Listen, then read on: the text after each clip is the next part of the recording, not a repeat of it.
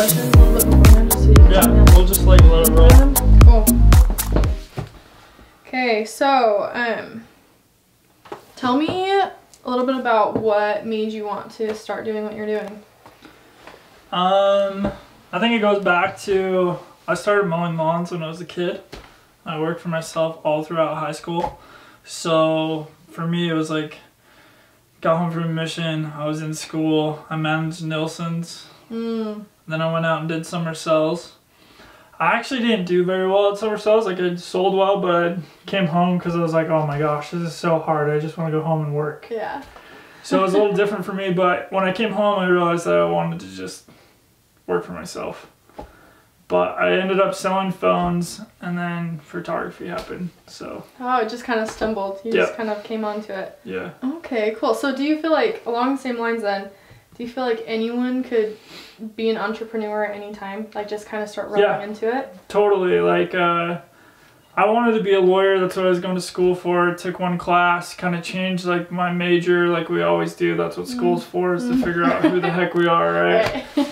So once I did that, I was like, oh, this is cool. I took a break from school, and then when I went back, I was like kind of all in. And I didn't even touch a camera, never touched one. Took a class. I was almost had, I think I had like an F or a D in the class. Oh, shoot. Until like one assignment, and then it just kind of like picked up from there. But it wasn't a business yet. It was just a hobby. Yeah. So it kind of just took off.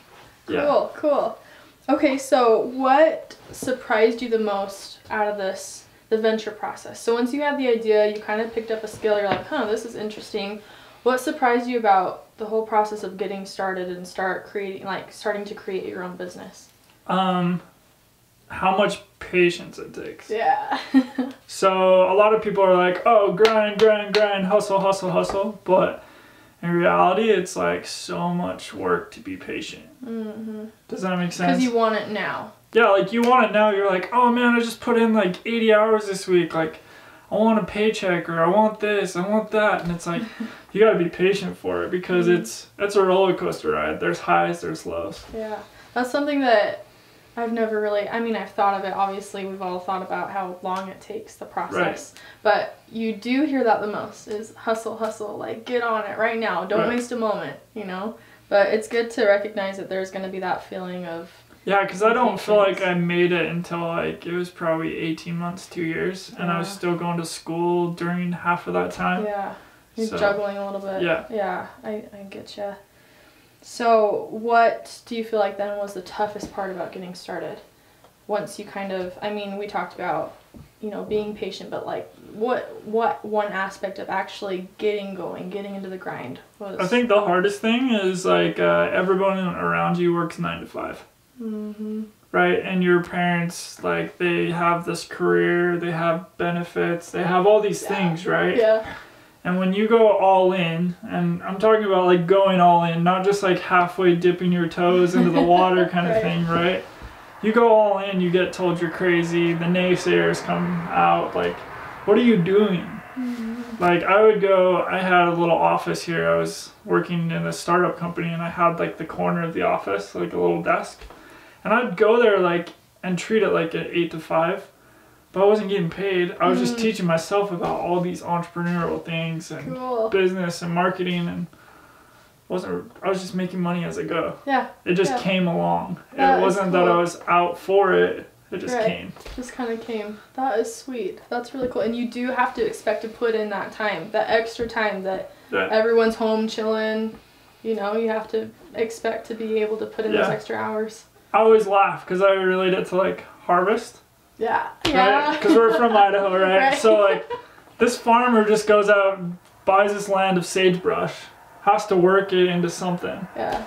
It takes years for him to get back his return. Yeah, that's true. And like, there's nothing, and then there's harvest, and it's like crazy, and then there's nothing, and then there's planning. Like, that's honestly what entrepreneurship is. Well, and with your specific industry, with photography, cinematography, videography, all of that, I mean, you probably have seasons, right? Totally. Seasons where it's just crazy busy, packed, and then seasons where it's like, Yeah, like we shot 23 weddings this year. Oh my gosh. So like our wedding season's from April to September.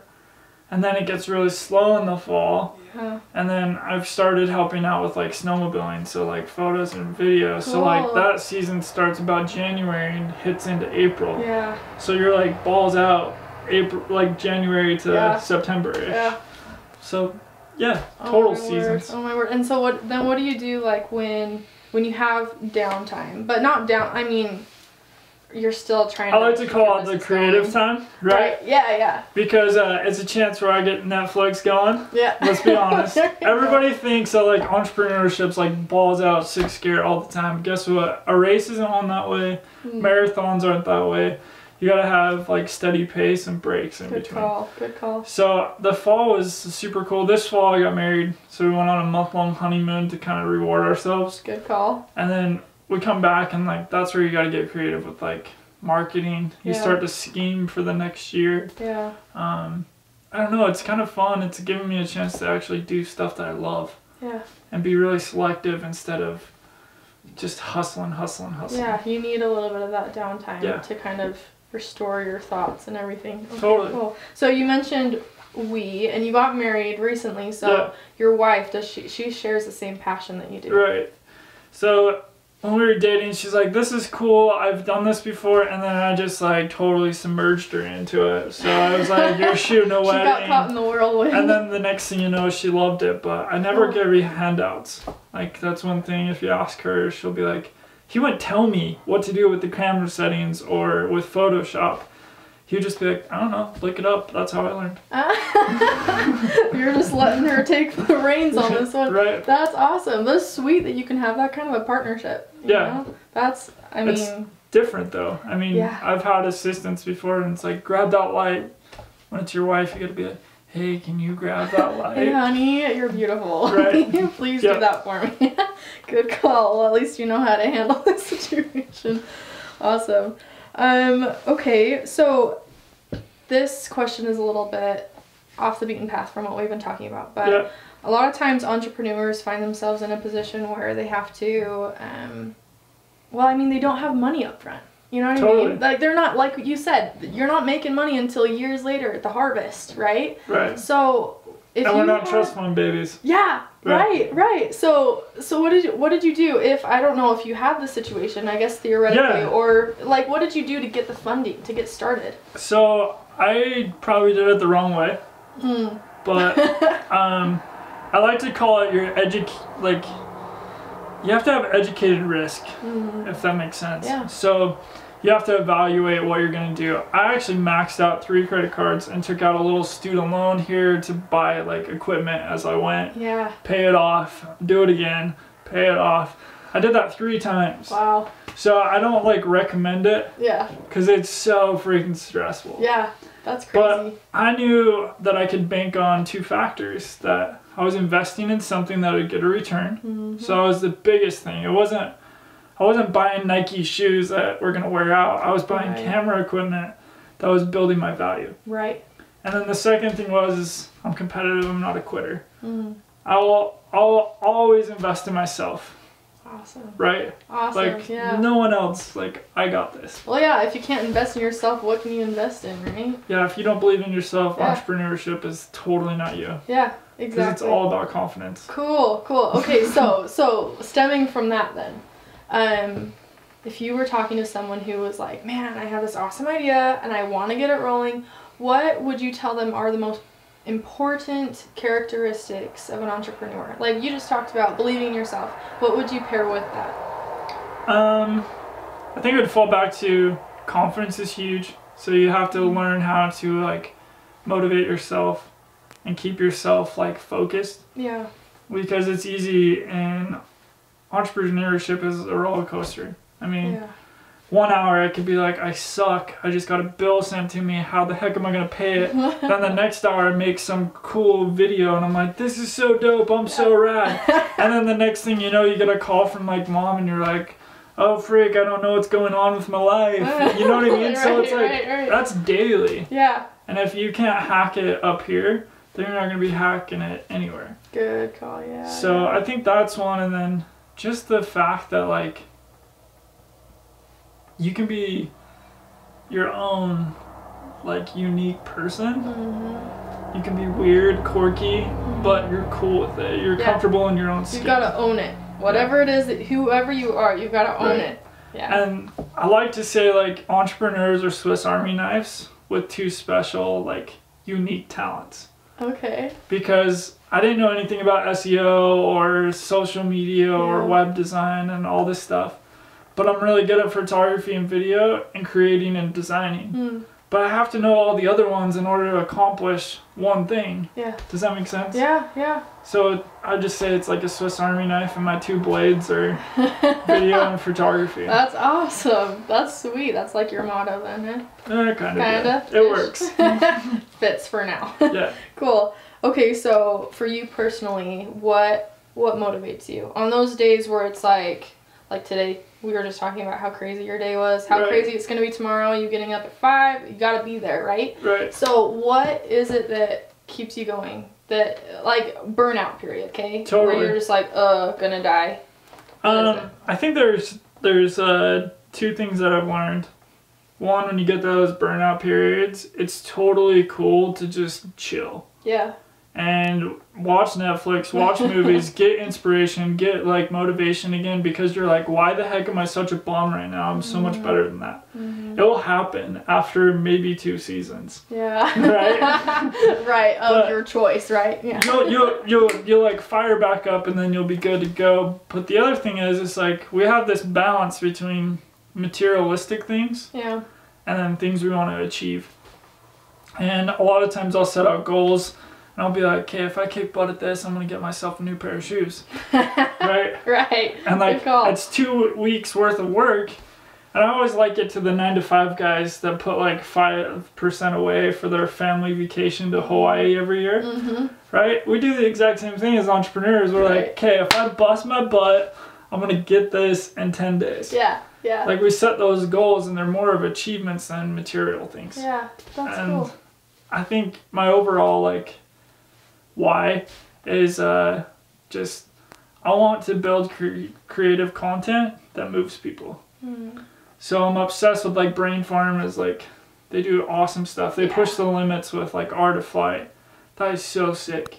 I want to find my like little niche or something that gets me there. Yeah.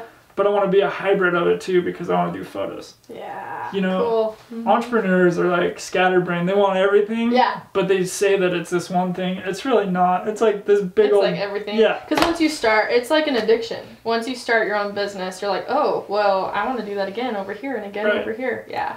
Yeah. It's the fear of the unknown becomes a drug. Right. So. That is very accurate. Awesome. Okay, well, let me see what I have left.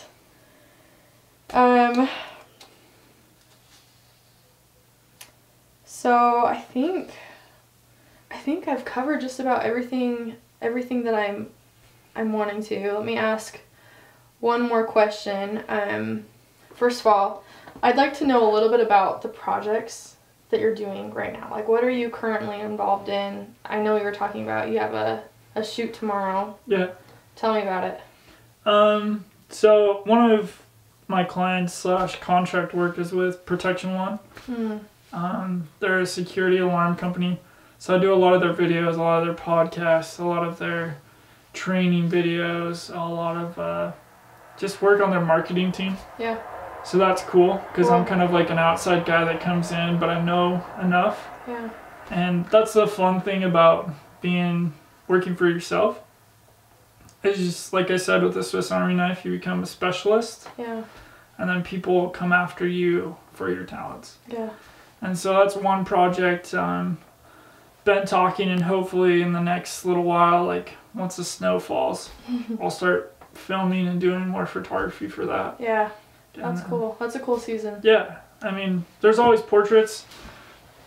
Families are cool. There's so many freaking photographers that say they're photographers. So like, if I don't love it, I don't do it. I do what I love. Cool. And if I don't love it, then peace out. Why take the job, right? Cool. And I think that's something that totally separates you from other photographers in the area. I almost feel like there's a ton of mediocre photographers here because Right. we're at a college town. Everyone's like, oh, I love photography. I have a nice camera. I bought a camera from Best Buy. Yes. Right? Yes, right. And the camera's good, so naturally I'm good. Which, by the way, is not true. I thought I had a cool camera once. Yeah. It was terrible. Terrible. But, so that's what separates you, I feel like, with these other people is you kind of found your niche, right? Right. You found, I mean, there's different things, but you've kind of found a few aspects that you're like, wow, this is sweet. I'm going to take off with this. So do you feel like what part? Okay, this is a tough question, but what? No, I get what you're going for, because in the beginning you take every opportunity you're given. Right, yeah. Whether you're a photographer, or you're a social media marketer, or whatever entrepreneurial skill set you have, Yeah. you take every flipping opportunity there is. Whatever you can grab to build your portfolio, because we talk about that survival mode and all that, and then you build up this portfolio, and then you realize you're like, I hate that, but I gotta do it. Yeah. You know, like I just designed like 2 websites this fall. Cool. I kind of know that happens in the fall because it's slow, which is cool because I get to stay at home, not be putting miles on my car. Right. But it's something that makes me appreciate the other things. And it makes me want to go kick more butt at that so I don't have to do this. Cool. Does that make sense? Yeah, that does make sense. You know...